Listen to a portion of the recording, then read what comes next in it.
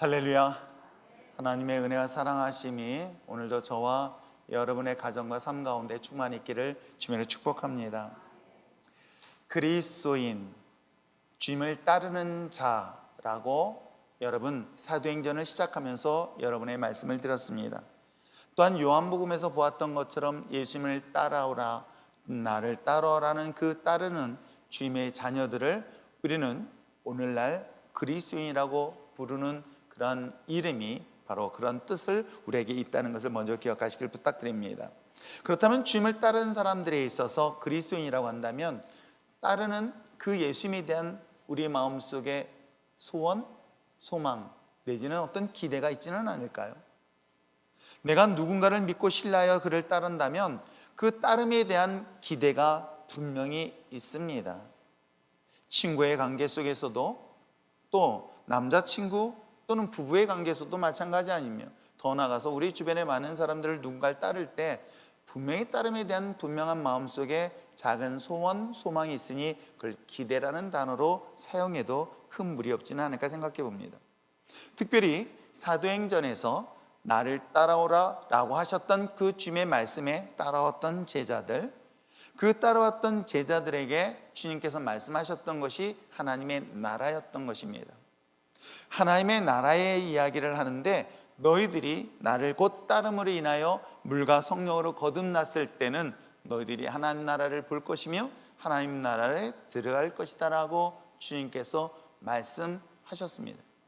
그렇다면 여러분이 하나님의 나라를 보게 되어지고 하나님 나라를 들어가게 되어진다면 어떤 기대를 가지고 하나님 나라를 볼 것이며 어떤 기대감을 가지고 하나님의 나라를 갈 수 있을까요? 아마 모든 사람들이 예수님께서 말씀하신 것처럼 하나님의 나라라고 이야기한다면 각자 나름대로 기대함이 있을 것입니다. 그래, 하나님의 나라는 또한 하나님을 따를 때는 우리의 마음속에 다양한 기대를 가지고 따라오는 것은 당연한 것일 것입니다.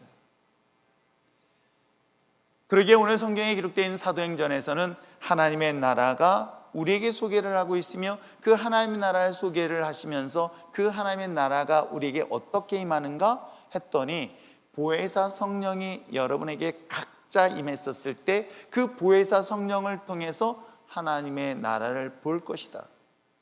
보혜사 성령이 여러분의 각자에 임했었을 때 비로소 나는 하나님의 나라를 보는 것만으로 끝나는 것이 아니라 하나님 나라에 들어갈 수 있을 것이다 라고 성경은 계속 이야기를 하고 있습니다.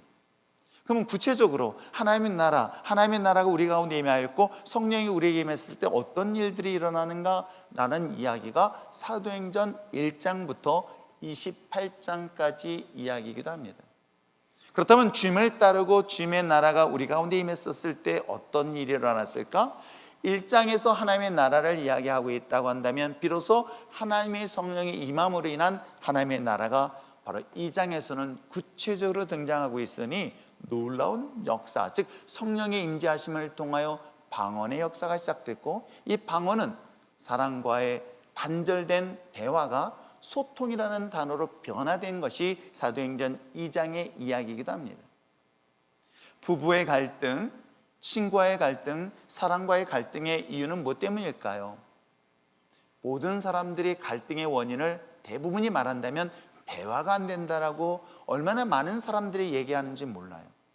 때에 따라서는 그 남편이, 때에 따라서는 아내가, 때에 따라서는 친구가 대화를 하는데 어떤 느낌을 받느냐 하면 벽에다 내놓고 하는 이야기처럼, 즉 벽창호에게 혼자서 말하는 것처럼 느껴질 때가 많이 있다라고 이야기합니다.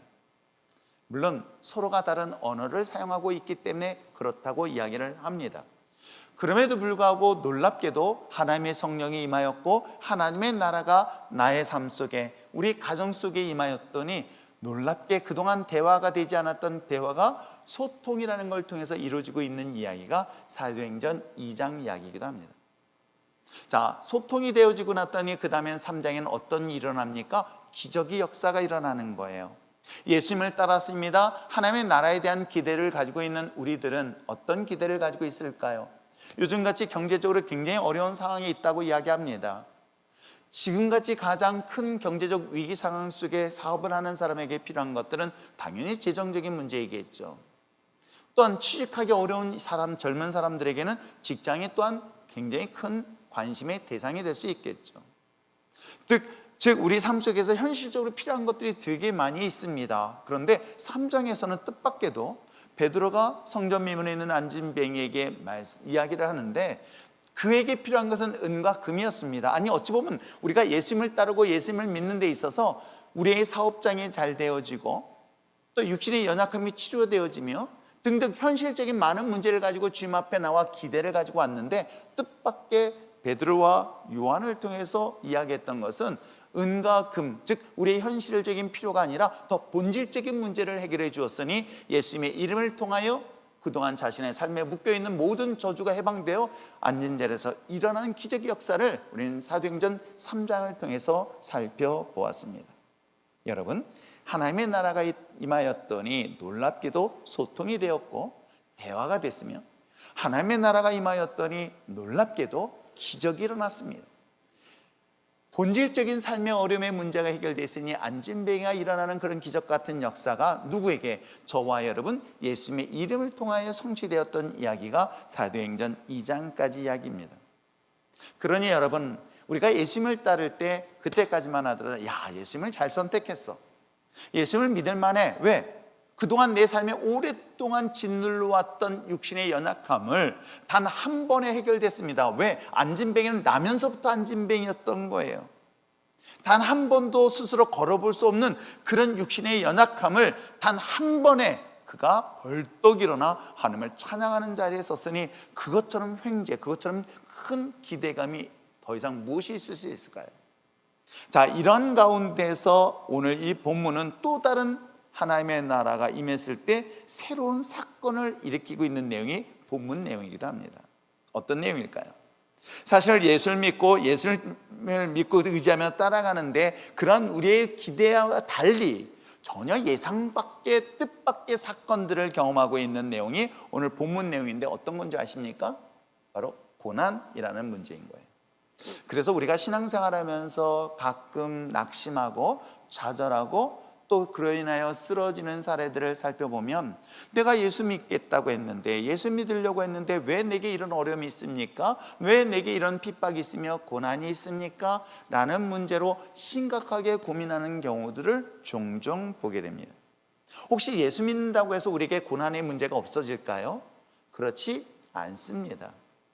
그러므로 사랑하는 성도 여러분, 하나님의 나라가 우리 가운데 임했었을 때 안진뱅이의 기적같이 일어나는 사건, 육신의 연약함을 치료하는 그런 기적의 사건뿐만 아니라 때에 따라서는 예수를 믿다가도 고난을 받을 수 있다.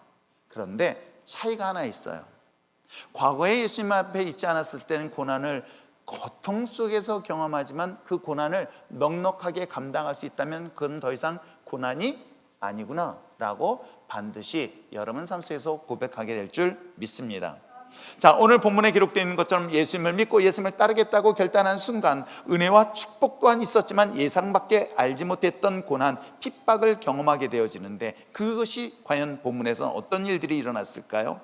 그것은 바로 예수님의 복음을 전하고 또 믿음대로 살려고 결단할 때 오는 그런 삶의 고난, 위기, 어려움의 문제라는 것입니다. 자, 그렇다면 오늘 본문을 통해서 과연 고난은 어떠한 때 일어날까를 한 번쯤은 생각해 보시기를 바랍니다. 자, 우리 사도행전의 말씀을 다시 한번 정리해 본다면 마가의 다락방에서 주님께서 약속한 보혜사 성령을 그들에게 임하여 주셨습니다. 보혜사 성령이 그들에게 임하였었을 때 비로소 그들은 모여서 하나의 교회가 세워졌으니 그 마가의 다락방이 최초의 교회, 초대교회라고 정의를 내리고 있습니다. 이런 초대교회가 세워졌을 때 놀라운 영적 그리고 실질적인 부흥의 역사가 일어났던 것 또한 사실이기도 합니다. 주님께서 말씀하셨듯이 하나님의 영이 임하였더니 그 영이 임한 곳에 권능을 받게 됐습니다. 권능을 받게 됐더니 놀라운 표적과 기적과 능력이 나타나기 시작했던 것이죠. 이런 놀라운 역사는 결국 육체적인 것뿐만 아니라 영적인 부흥의 역사가 바로 이 마가의 다락방에서부터 출발하고 있음을 볼 수가 있습니다. 그래서 오늘 성경에 기록된 것처럼 그들은 날마다 구원받는 자가 더하였다라고 성경은 기록하고 있어요.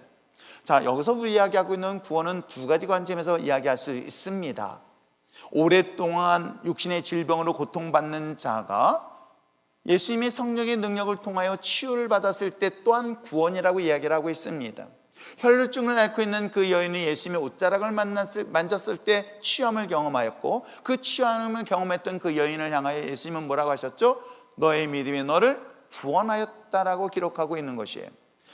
그렇듯 예수님의 놀라운 은혜 가운데 성령의 기름 부심을 통하여 자신의 삶의 문제가 기적같이 치유되어지고 회복되어지는 그런 구원의 역사뿐만 아니라 때에 따라서는 영원한 나라, 하나님의 거룩한 나라를 바라보고 들어갈 수 있는 그야말로 천국 백성이 되어주는 구원의 역사가 초대교회에 같이 일어났던 것 또한 사실이기도 합니다. 그래서 지난 시간 살펴보았던 것처럼 정말 날 때부터 현대적으로 도저히 불가능하다는 안질뱅이까지도 벌떡 일어나는 기적 같은 역사의 현장이 바로 초대교회에 일어난 사건이기도 합니다. 자, 그런 가운데서 오늘 본문은 어떤 일이 일어나고 있을까요? 여러분, 이 정도의 은혜에 충만한 상태라면 모든 사람들이 기쁨에 춤을 추고 교제하고 떡을 떼며 함께 마음껏 찬양하고 있었던 그 모습은 굳이 설명하지 않아도 성경은 3장까지 자세하게 설명하고 있습니다. 그런데 4장에 딱 들어서는 순간 뜻밖의 사건들이 일어납니다. 갑자기 복음을 전하고 복음을 전할 때마다 수많은 사람들이 기적을 경험하는 그 상황 속에서 예수님의 제자들이 체포되어지는 사건을 오늘 성경을 통해서 소개를 하고 있어요. 복음을 전하고 믿음대로 살렸던 그들에게 감옥에 갇혀서 어려움을 당하고 있는 상황이 오늘 본문의 이야기이기도 합니다. 자, 여러분, 만약에 여러분들이 믿음으로 은혜 충만한 가운데 예상하지 못한 뜻밖의 어려움의 문제를 만날 때 여러분은 어떤 생각이 먼저 들까요? 하나님은 정말 계실까? 아니, 조금 전까지 하나님의 은혜를 경험해 놓고도 내 삶의 어려움을 만나면 하나님에 대한 존재를 의심하기도 하고요, 진짜 하나님의 나라가 나한테 있는가? 라고 하면서 더 근본적인 신앙에 대한 위기까지도 경험하게 됩니다. 그래서 저는 이 고난이라는 것은 물론 죄 때문에 올 수 있지만 이 죄의 문제는 오늘 본문하고 상관없는 얘기니까 우리 고난의 문제, 즉 예수 믿는 사람들에게 있어서의 어려움의 문제를 만날 때 그 어려움의 문제를 만나는 딱 두 가지 관점에서 접근해 볼 수 있습니다. 어느 때 하나님께서는 이 고난의 문제를 경험하게 하느냐? 그것은 바로 은혜와 축복이 충만할 때도 고난의 문제는 일어날 수 있다 없다? 있다라고 오늘 본문을 통해서 볼 수 있습니다. 그게 바로 3장 앞부분까지 이야기인 거예요. 3장 앞부분까지 그들은 은혜가 충만했고 많은 사람들이 놀라했으며 칭찬했으며 많은 사람들로 하여금 그들의 모습 속에 박수를 치며 인정받았던 것 또한 사실이기도 합니다. 그러니 이런 축복 속에 많은 사람들이 주목하고 있을 때 그들은 분명 하나님의 충만한 은혜요, 또한 뿐만 아니라 성령의 그 충만한 가운데 기쁨이 가득했던 그 자리에 고난의 문제도 함께 올 수 있다라는 것들이 본문에 이야기하고 있습니다. 무엇 때문에 이런 은혜가 충만한 가운데 고난의 문제를 만나게 될까? 저는 그것을 바로 테스트라는 단어로 정의를 내려보고 싶습니다. 내 인생에서 가장 기쁘고 즐거울 때에 가장 기쁨이 충만한 그 순간에 왜 하나님은 우리에게 이 고난의 문제를 통하여 우리의 신앙을 다시 한번 테스트하게 할까? 저는 그 시험은, 즉 하나님이 주신 이 고난의 문제는 우리의 신앙을 더욱더 성장하게 하고 성숙하게 하고 성화되기 위한 과정이라는 것 또한 여러분 의심 없이 받아들일 수 있기를 부탁드립니다. 즉 은혜가 충만하고 하나님의 축복이 가득한 그 순간에 우리에게 다가오는 이 고난의 문제는 하나님께서 이렇게 질문하고 있는 거예요. 너가 은혜의 충만한 가운데 또는 하나님의 축복이 충만한 가운데 너 나를 믿고 있듯이 너 어려운 가운데서도 너 나 믿을 수 있겠니?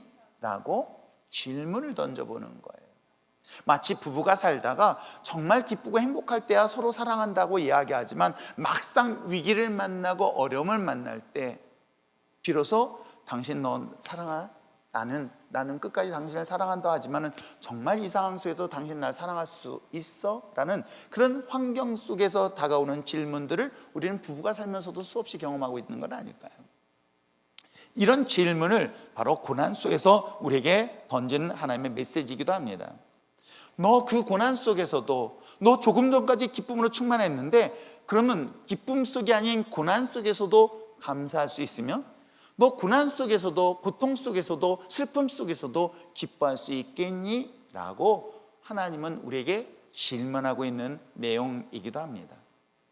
그러므로 그리스도의 고난은 다시 한번 자신의 신앙을 돌아보게 하는, 점검하는 가장 중요한 시간이라는 것을 여러분, 고난의 문제 앞에 섰을 때 해석해 볼 수 있는 저와 여러분 되어지를 부탁드립니다. 고난의 순간에 나의 믿음이 바르게, 그리고 나의 믿음이 올바르게, 그리고 나의 믿음이 그만큼 성장했는가라는 이 사실을 스스로 성찰해보는 저와 여러분 되어지기를 부탁드립니다. 사업이 잘 되어지고 형통한 삶, 여러분 그것을 우리는 하나님의 은혜라고 이야기합니다. 근데 이게 시간이 지나면서 착각하는 게 하나 있어요. 뭔지 아십니까?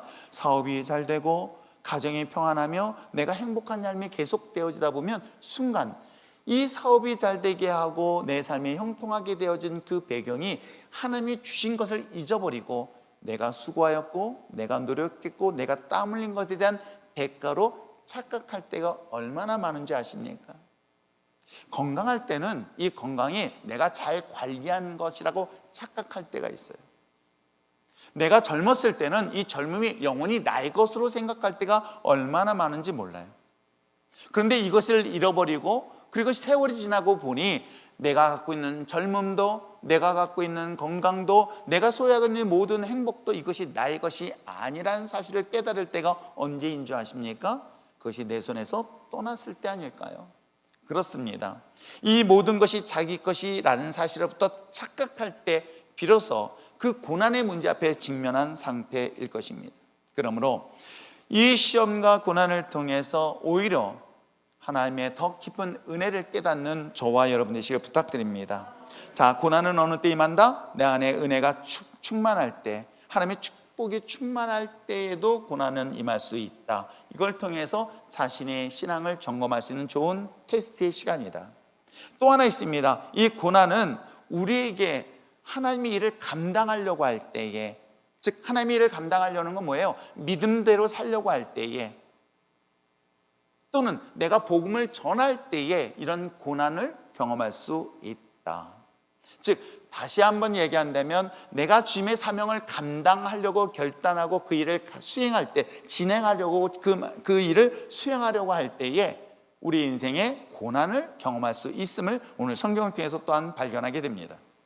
하나님의 영이 충만하니 초대교회의 역사는 놀라운 부흥의 역사가 날마다 일어났던 사실이기도 합니다.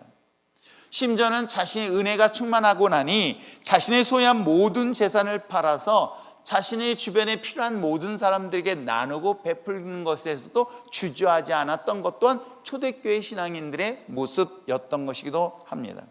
그러기에 과거에는 인색했던 그들이 하나님의 은혜, 하나님의 나라를 경험하고 성령의 충만함을 경험했더니 주변에 돌아보며 어려운 사람들을 그냥 보지 않았습니다. 외면하지 않았습니다. 자신의 것을 내어 기꺼이 그들을 돕고 섬기면서 그 행복과 기쁨을 충만하게 누렸던 것이 바로 초대교회의 모습이기도 했습니다.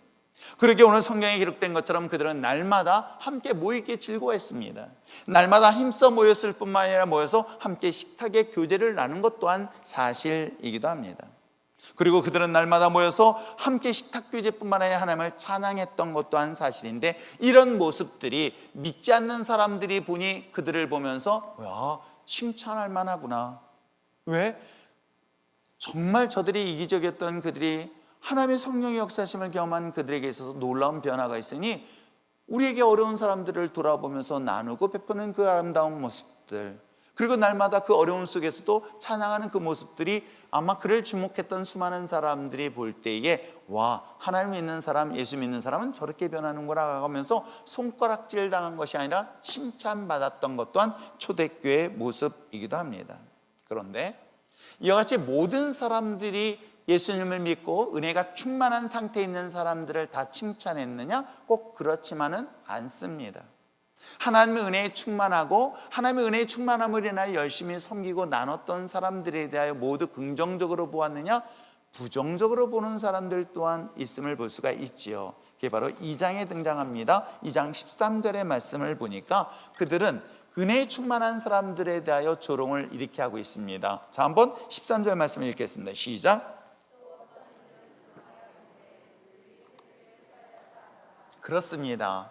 방언으로 인하여 성령의 역사심이 일어나고 소통함으로 인하여 기쁨이 넘쳤던 그 자리에 다른 사람들이 볼 때 어떻게 보였습니까? 술 취한 사람처럼 보여서 그들을 조롱하고 야유하고 그들에게 대하여 말로 그들을 핍박하였다라는 것이 오늘 본문 2장 13절의 이야기이기도 합니다.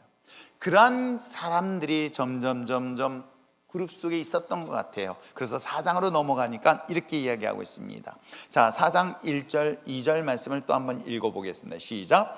사도들이 백성에 말할 때에 제사장들과 성전 맡은 자와 사두개인들이 이르러 예수 안에 죽은 자의 부활이 있다고 백성을 가르치고 전함을 싫어하여 라고 이야기하고 있어요. 여기서 성전 맡은 자는 누구냐면은 성전을 지키는 경비대장 이야기합니다. 그러니까 결코 낮은 직분은 아니에요. 경비를 감당하고 있는 책임자인 거예요. 이러한 자들, 그리고 또한 사두개인들, 또한 뿐만 아니라 제사장들이 뭘 하고 있었습니까? 여기서 제자, 즉 여기서 사도들이라는 것은 베드로와 요한이에요. 그들에게 사람들에게 복음을 전하고 있었던 거예요. 이 복음을 전하는 것들에 대하여 부정적인 생각 갖고 비판적인 생각을 하고 있었기 때문에 뭐라 그래요? 그들의 전함을 싫어하였다라고 성경을 기록하고 있어요. 예수를 믿지 않았으며 또한 성령을 받지 않았던 그들에게 있어서 복음을 전하는 것들을 사람들을 보면은 부정적으로 보는 것은 비단 우리 주변에서도 쉽게 볼 수 있지 않을까요? 예수 믿는 사람들에 대한 핍박은 한 가정에서도 쉽게 볼 수 있습니다. 예수 믿는 것 때문에 핍박을 하고 예수 믿는 것 때문에 조롱하고 예수 믿는 것 때문에 어려움을 당하는 사례들은 비단 오늘 이 시대도 동일하게 있는 것 여러분 아십니까? 이런 어려움을 만나고 있습니다. 복음을 사명 주님의 믿음대로 살아가는 사람들에게 있어서 이런 많은 어려운 상황들을 처하게 되는 것, 즉 복음의 사명을 감당할 때에 공중권세 잡은 악한 영들은 별땅고 그냥 내버려 두지 않는다는 사실들을 성경은 끊임없이 말하고 있습니다. 악한 영들과의 싸움이라는 것을 여러분 아십니까?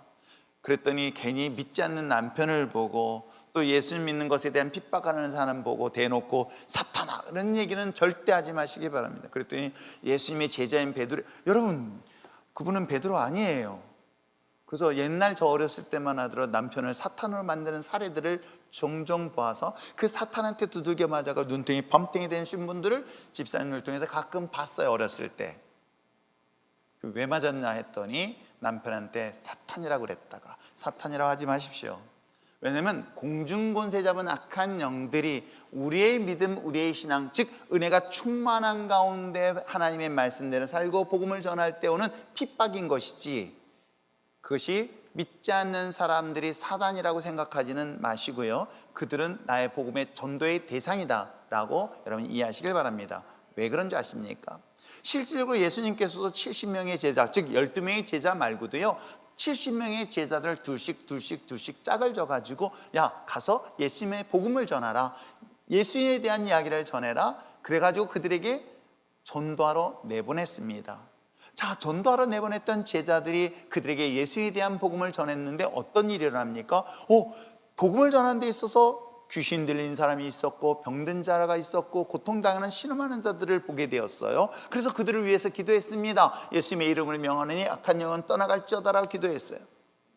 그 귀신에 묶여있고 고통당하는 그 사람들에게 복음을 전하며 예수님의 이름을 전하였을 때 어떤 일이 일어난 줄 아십니까? 놀랍게도 그때 귀신이 떠나는 장면들을 예수님이 소개하고 있는데 우리 누가복음 10장의 말씀을 보시길 바랍니다. 누가복음 10장 17절 18절 말씀 보시길 바랍니다. 자, 함께 읽겠습니다. 시작. 70인이 기뻐하며 돌아와 이르되 주여 주의 이름이면 귀신들도 우리에게 항복하더이다. 예수께서 이르시되 사탄이 하늘로부터 번개같이 떨어지는 것을 내가, 그들이 묶여있는 악한 영들을 위하여 대적하고 기도하였더니 그의 육신의 연약함을 치료하면서 악한 영이 떠났습니다. 그랬더니 어떤 일이에요? 예수님께서도 그들이 치료한 장면들을 하늘의 사탄 권세의 마귀들이 떨어지는 것을 보았다라고 이야기를 하고 있어요. 그러므로 사랑하는 성도 여러분, 정말 예수를 믿으려고 하고 예수를 믿겠다는 순간 여러분 수많은 시험, 수많은 고난, 고난 연단이 있다는 것을 잊지 마시기를 바랍니다.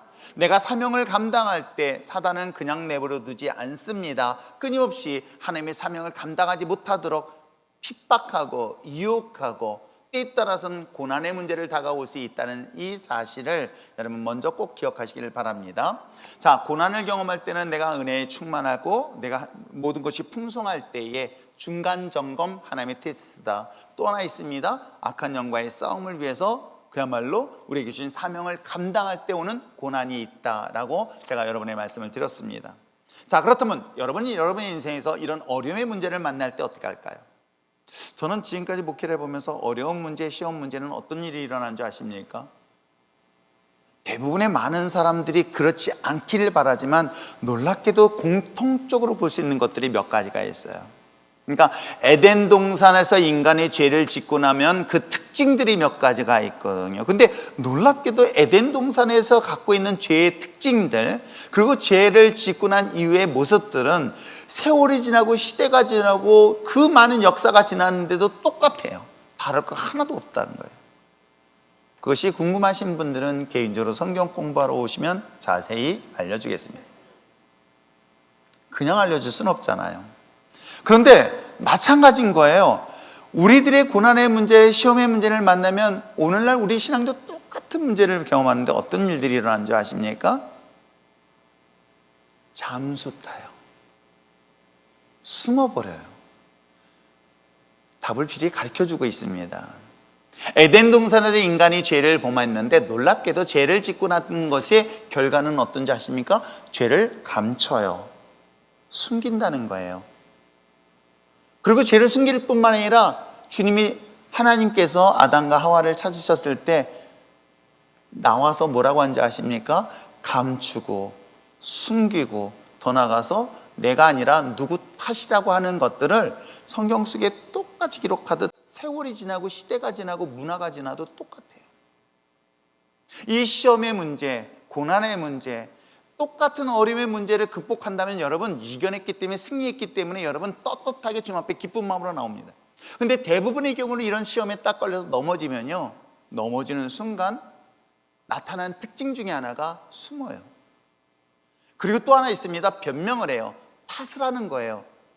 나는 시험 들고 싶지는 않았어. 그런데 누구 때문에, 뭐 때문에 라고 하면서 그런 다양한 이유를 대면서 자신이 드려야 될 그 자리, 예배 드려야 될 자리, 사명의 자리를 떠나는 사례들을 수없이 보게 되어지죠. 오늘 성경 속에서도 마찬가지인 거예요. 오늘 하나님의 복음을 전하겠다고 전하였던 베드로와 요한을 비롯한 제자들, 고난의 문제를 경험합니다. 아니 그 전까지만 해도 얼마나 멋있었을까 한번 상상해 보세요. 내가 예수님을 전했습니다. 복음을 전했습니다. 복음을 전했더니 앉은 뱅이가 일어났습니다. 병든 자가 낫습니다. 가난한 자를 부유케 하는 역사가 일어났습니다. 말씀대로 막 능력이 나타난다면 여러분 신앙생활을 막 기분 좋게 즐겁게 할 수 있었습니다. 그런데 그런 것들이 점점 내 기분이 업돼서 이것이 마치 하나님의 나를 최고의 사랑으로 착각하는 순간에 신앙적 위기를 만나고 어려움을 만나요. 고난의 문제를 만나게 되어집니다. 그러면 대부분의 사람들이 숨어요. 여러분, 이 고난의 앞에서 오늘 본문은 어떻게 극복해야 될까라는 것에 대한 답을 찾아볼 수 있는 여러분 됐으면 참 좋겠습니다. 대부분의 많은 사람들의 고난 때문에 자신이 갖고 있던 그 믿음 자체가 흔들리고요, 더 중요한 것은 믿음이 흔들릴 뿐만 아니라 자신이 맡겨진 사명까지도 포기하는 사례들을 수없이 보게 됩니다. 하나님의 은혜의 축복이 충만할수록 우리는 더욱더 겸손하게 하나님을 바라보고 의지함에도 불구하고 더 나아가서 더욱더 믿음을 강건해야 되지만 오히려 내가 은혜가 충만할 때 순간 난도 모르게 교만해지고 나태하여지는 사례들을 경험합니다.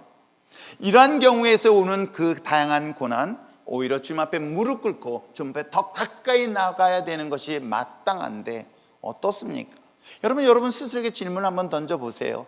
대부분의 많은 사람들은 어려움의 문제를 만나면 그 어려움을 극복하겠다가 아니라 어떻게 해요?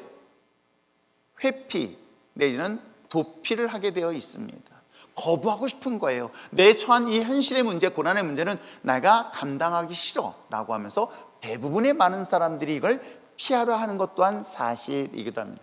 그래서 피하기 위해서 더 멀리 떠나는 사례들을 의외로 많이 만나고 있습니다.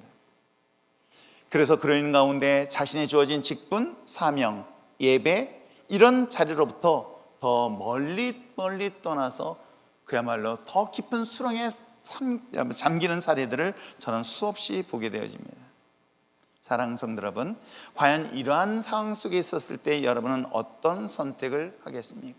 오늘 본문에서도 동일하게 베드로와 요한이 예수님의 복음을 증거할 때에 과연 그들에게는 어떤 협박과 어떤 일들이 있었을까? 자, 17절과 18절 말씀에 이렇게 이야기를 하고 있습니다. 자, 17절 제가 있고요, 18절 여러분 읽으시길 바랍니다. 자, 이것이라는 건 복음이에요. 예수에 대한 이야기인 거예요. 민간에 더 퍼지지 못하게 그들을 위협하고 그 이후에는 이 이름으로 아무에게도 말하지 말게 하자 하고,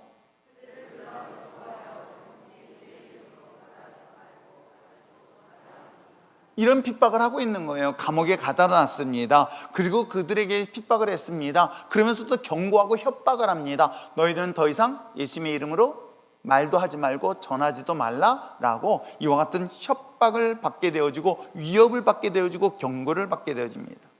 이것 또한 베드로와 요한뿐만 아니라 제자들에게는 또 하나의 시험이었고요, 고난이었고요, 위기였던 것 또한 사실이기도 합니다.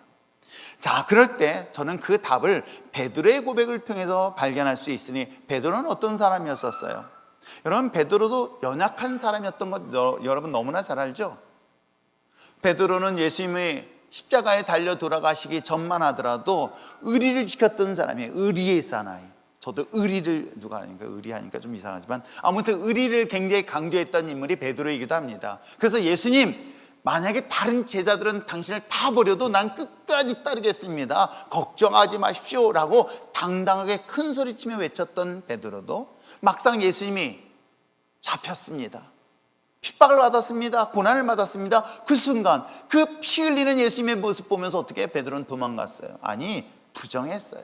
나 예수 믿는 사람 아니야? 예수는 난 전혀 모르는 사람이야? 아니, 예수를 저주까지 했던 사람이 누구예요? 베드로였던 거예요. 그랬던 그가 하나님의 은혜 가운데 성령을 경험하게 되었고 하나님의 나라가 그에게 임하였습니다. 하나님의 나라가 임하였더니 놀라운 일들이 일어났으니 그가 두렵고 떨렸고 연약했던 그가 성전 미문에 있는 안진뱅이를 일으키며 그가 복음을 전할 때마다 3,000명씩 회개하며 돌아온 놀라운 능력이 주의 종으로 바뀌어 있었던 거예요. 자, 그런 그에게 또다시 협박이 들어왔습니다. 감옥에 갇혔다는 것은 여러분 그냥 감옥에 갇힌 정도가 아닙니다. 이미 감옥에 갇히기 전에는 그만한 대가를 지불했으니 핍박이라는 거예요. 즉 그만큼의 대가를 지불할 수 있도록 그에게 많은 고문을 했다는 거예요. 그런 핍박과 고문을 당하고 난 다음에도 그에게 합당한 죄를 찾을 수 없으니 제사장을 비롯한 이 경비대장이 뭐라고 협박을 했습니까? 내가 너를 이곳에 풀려줄 테니 대신 주의 조심해라. 다시는 예수님에 대한 이야기를 전하지 말라. 복음 전하지 말라. 믿음대로 살지 말라. 라고 오늘 베드로에게 이야기하고 있는 내용이었던 거예요. 연약했던 그가 이런 이야기를 협박을 들었다면 어떻게 될까? 아마 우리가 대부분이 이런 상황이었다면 그래, 이제는 다시는 전하지 말아야 되겠다, 아니 오늘부터 교회 가지 말아야 되겠다 라고 혹시 새로운 결단과 결심하시는 분 계시는 건 손 들지 마십시오. 갑자기 마스크에 손을 대십니까? 그런 상황 속에 혹시 여러분 그런 결단을 하실지 아니라 믿지만 그런 상황에서 그럴 수도 있지 않을까요? 자, 그런데 베드로는 두 가지 관점에서 이야기를 하고 있습니다. 자, 19절 20절 말씀 한번 읽어볼까요? 19절 20절 읽겠습니다. 시작. 베드로와 요한이 대답하여 이르되 하나님 앞에서 너희의 말을 듣는 것이 하나님의 말씀을 듣는 것보다 옳은가 판단하라. 자, 19절 뭐라고 얘기하고 있습니까? 내가 듣는데 사람의 말을 들을 것인가 하나님의 말을 들을 것인가에 대한 선택을 이야기하고 있어요. 여러분 어떻습니까? 여러분 그런 고난의 문제에 있었을 때, 고난과 고통의 문제를 만났을 때, 시험의 문제를 만났었을 때 여러분이 들어야 될 소리가 어디일까요? 사람의 소리일까요? 하나님의 소리일까요? 그랬더니 하나님의 소리는 안 들리고 사람의 소리만 들립니다라는 소리를 더 많이 들어요. 근데 여러분 하나님이 기뻐하는 것과 마귀가 기뻐하는 것 본인 다 잘 알아요. 모른다고요? 그러면 저 개인적으로 찾아오세요. 제가 목소리도 큰데 아주 크게 알려줄 수 있습니다. 하나님이 기뻐하는 정도와 마귀가 기뻐하는 것, 하나님이 싫어하는 것과 하나님이 기뻐하는 것 정도는 충분히 알 수 있지 않을까요? 오늘 베드로가 그와 같이 얘기하고 있습니다. 목숨의 위협을 당하는 상황인 거예요. 아니, 교회를 가는데 내가 핍박을 받는 상황인 거예요. 내가 예수를 전하는 데 있어서 어려움을 당하는 상황에 있는 거예요. 내가 믿음으로 삶을 선택하는 순간 세상에서부터 조롱을 당하고 더 많은 어려움을 당하는 위기의 상황 속에 있을 때에 이 문제를 어떤 방법으로 극복하고 있냐는 것이 베드로가 얘기하고 있는 거예요. 이럴 때 여러분, 어떤 소리를 선택하시겠습니까? 누구의 소리를 듣겠습니까? 베드로가 이야기한 것처럼 사람의 소리를 들을 것인가, 하나님의 이야기를 들을 것인가. 때로는 우리가 삶을 살아가는데 지혜라는 이유로 그래, 하나님의 사람보다는 사람과 적당히 타협하는 것이 좋을 듯 싶어 사람의 소리를 들으려고 할 때가 저의 경우도 종종 있을 수 있습니다. 저희 같은 경우는 더 많이 있을 수 있어요. 목회자의 사명을 감당할 때에 여러분들의 소리가 다 그럴듯하게 들릴 때가 많아요. 왜? 다수가 원하기 때문에 민주주의에 의해서 여러분 성도들이 다 원하지만은 그 원하는 소리에 내가 그걸 따를 것인가, 아니면 하나님이 내게 주시던 이 말씀을 따를 것인가, 이 두 가지 사이 속에 저라고 갈등은 없을까요? 수없이 해요. 이 성경 공부를 계속 할 것인가, 안 하면 저도 편해요. 그래서 항상 물어보는 게 방학 언제예요? 오늘도 또 들었어요. 그럼요, 저 방학하면 저도 편해요. 왜? 토요일날 늦게까지 있다가 주일날 좀 늦게도 잘 수 있는데 오늘도 5시 반에 일어나가 왜 5시 왜 일어났는지 몰라요. 우리 집사람도 혼났어요. 그 시간에 일어났다고.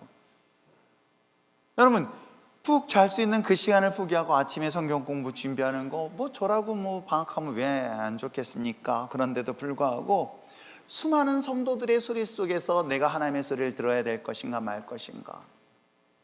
성경 공부도 마찬가지고요, 선교도 그 중에 하나일 것이고요.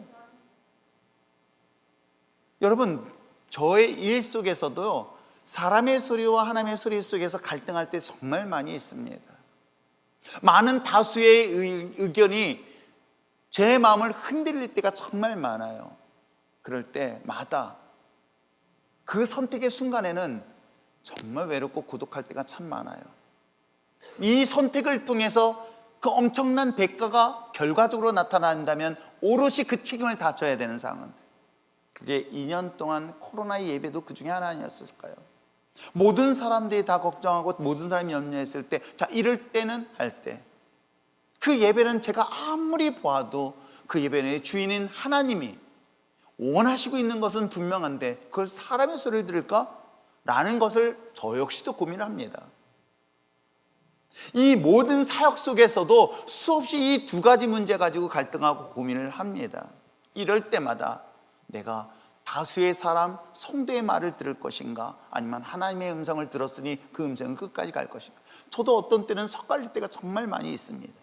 그런데 오늘 베드로는 이야기하고 있습니다. 그것이 제 개인적인 일이라면 저는 얼마든지 바꿀 수 있어요. 살 빼라는 소리만 빼고, 헤어스타일, 저에 대해서 정말 다른 것들이라면 얼마든지 바꿀 수 있어요. 그러나 내가 하나님의 사명에 대한 것, 복음에 대한 것, 그것은 어떤 경우일지라도 타협할 수 없다는 사실을 여러분 아십니까? 오늘 베드로도 그와 같은 이야기를 하고 있어요. 지금 복음을 전하는 일, 하나님의 말씀을 전하는 일에 있어서 과연 내가 누구의 이야기를 들을까? 근데 너무 뜻밖의 이걸 반대했던 사람이 누군지 아십니까? 믿지 않는 사람들이요? 아니에요. 하나님을 믿는 유대인들이었던 거예요. 하나님의 말씀대로 살겠다고 결단했던 제사장들이었고요, 하나님의 말씀에 무엇보다도 해박한 지식을 가진 바리새인들이었던 건 여러분 아십니까? 그런 가운데서도 바울은 무엇을 이야기하고 있습니까? 내가 사람의 소리와 하나님의 소리 중에 어떤 소리를 들을까? 마치 하나님의 소리인 것처럼 인간의 소리를 듣는 그 소리를 들을 것인가를 어찌 보면 이 시대에 우리가 분별해야 되지는 않을까요?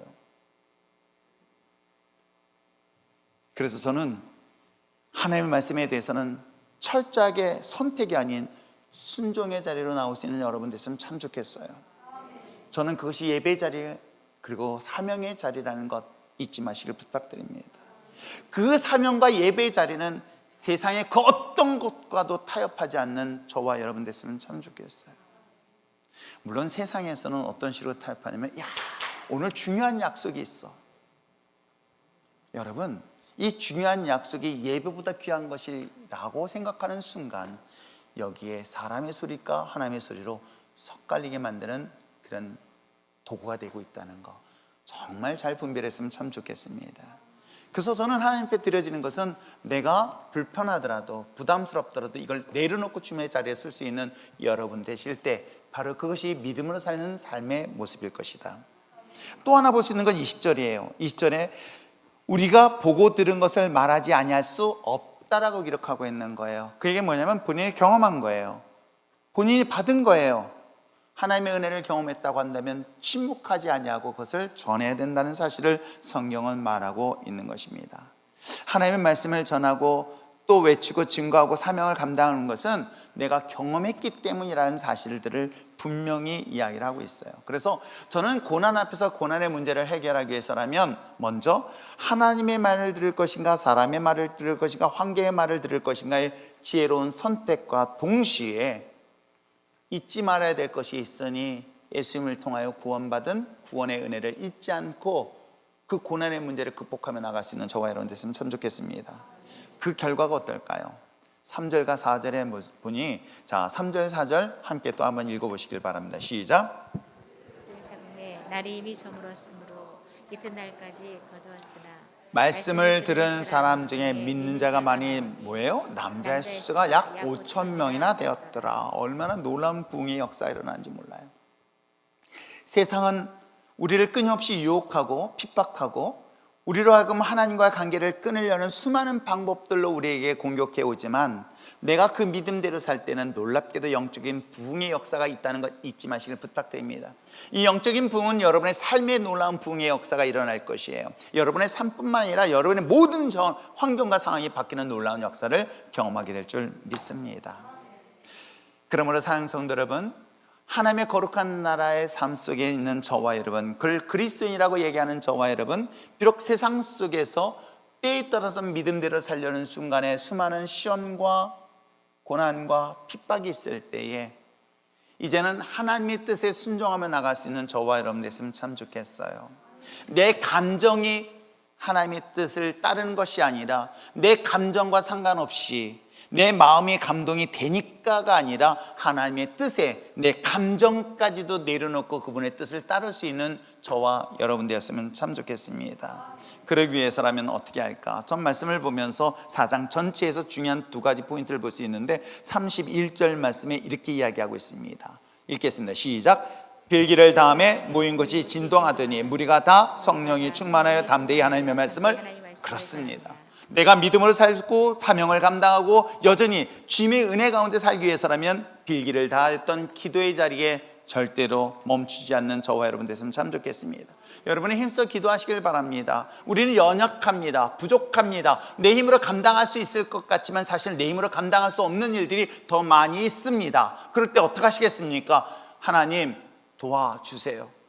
하나님의 거룩한 영으로 나를 붙잡지 아니한다면 나는 한 걸음도 일어날 수 없으며 설 수 없는 연약한 존재입니다라고 인정하고 고백할 때에 오늘 성령의 역사심을 통하여 우리에게 새 힘을 주고 그 어려운 환경과 상황을 넉넉하게 이길 수 있는 힘을 주시게 될 줄 믿습니다. 이런 하나님의 은혜 가운데 어떤 일이 일어날까요? 32절에 있는 것처럼 나누는 역사가 있게 되는 것이에요. 믿는 무리가 한 마음과 한 뜻이 되어 모든 물건들을 서로 통용했습니다. 나눴습니다. 그것을 자기 것이라 하지 않냐고 모든 사람에게 베풀 수 있는 그런 놀라운 기적의 역사의 자리가 될 수 있는 것, 그것이 제가 꿈꾸고 있는 교회 공동체의 모습이기도 합니다. 기쁨도 함께 나누지만 슬픔과 아픔과 고통도 함께 나눌 수 있는 신앙의 공동체는 그 어떤 신앙의 위기와 어려움이 있을 때에 기도하여 하나님의 성령의 충만함으로 이걸 이겨내면 반드시 그곳에서는 놀라운 회복과 나눔과 하나됨의 놀라운 역사가 이루어지게 될 줄 믿습니다. 그것이 제가 이곳의 교회를 개척하고 꿈꾸고 있는 교회이기도 합니다. 네 것 내 것 나만의 것이 아닌 우리의 것을 위하여 함께 울고 함께 나누며 그 아픔과 고통뿐만 아니라 기쁨도 함께 나눌 수 있는 교회 공동체, 그 어떤 시기의 시련과 시험과 고난 속에서도 그 함께 공동체를 이끌어 나갈 때에 하나님께서 마지막 때까지 부흥의 역사, 하나님의 거룩한 영적 놀란 생명의 역사가 일어나게 될 줄 믿습니다. 그 선택의 자리에 여러분 서 있습니다. 지금 여러분은 여러분의 삶 속에서 고난의 문제를 맞이했을 때 어떤 선택을 하시겠습니까? 그 환경은, 상황은 뛰어넘어야 될 존재라고 한다면 이제는 주님의 말씀 붙잡고 주님의 소리에 귀 기울이며 주님 앞에 더 가까이 나가서 승리하며 나갈 수 있는 우리 초대교회 같은 믿음의 거룩한 용사 되어지기를 주님으로 축복합니다. 그리하여서 여러분 인생에서 크고 작은 어려움의 문제가 이제는 간증으로 변하는 역사가, 기적의 역사심을 우리 삶 속에서 있음을 함께 나눌 수 있는 저와 여러분 되어지기를 부탁드립니다. 그리고 마지막 한 가지 부탁드리고 싶은 것은, 정말 어떤 시험이 있을 때 돌아서지 마십시오. 도망가지 마십시오. 정이 힘들다면 여러분 하나님 앞에 도움을 구하되 우리 옆에 있는 지체들 또한 함께 있습니다.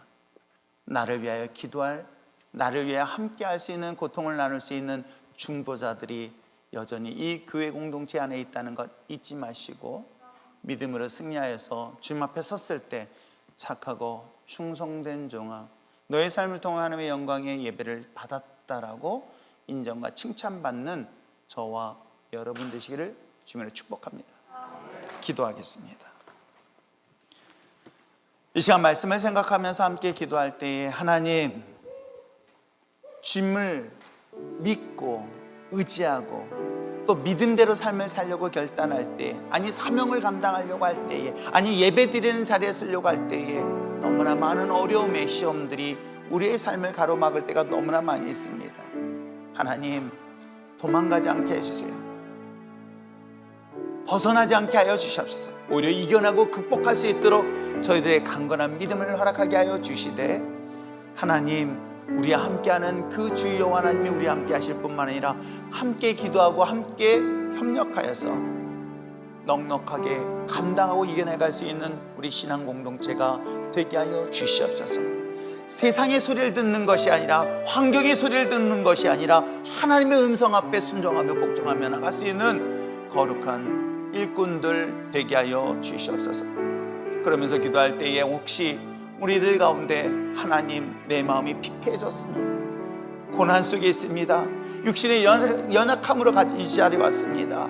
하나님, 오늘 믿음으로 담대히 나가게 하여 주시고 주 예수 그리스도의 이름으로 말미암아 육신의 연약함을 치료하여 주시되, 이제 그 어떤 어려움의 상황 속에서도 도망가거나 숨거나 피하지 아니하고 믿음으로 나갈 수 있도록 주님 역사하여 주시며 그 하나님의 음성 앞에 순종하며 나갈 수 있도록 인도하여 주시옵소서. 다 같이 주님 앞에 간구하며 기도하시겠습니다. 사랑의 많은